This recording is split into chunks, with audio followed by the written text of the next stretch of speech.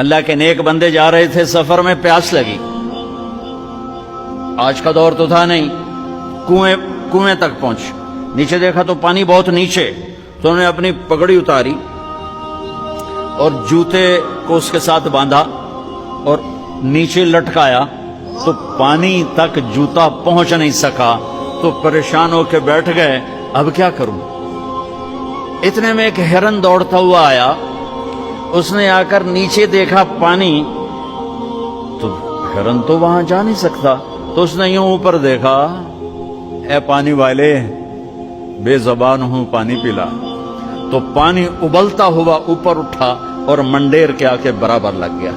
ہرن نے پانی پیا، ہرن کی تو فعل اس انسان نے پیا، ہرن پیچھے موڑا، پانی نیچے گیا، تو اس کے منہ سے بے ساختہ نکلا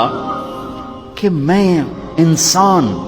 میرے لیے تو پانی اوپر نہیں آیا اور یہ جانور کے لیے اوپر آیا۔ غیب سے آواز آئی، تو رسی کا سہارا ڈھونڈتا رہا، اس نے مجھے پکارا، اس نے پانی والے رب کو پکارا۔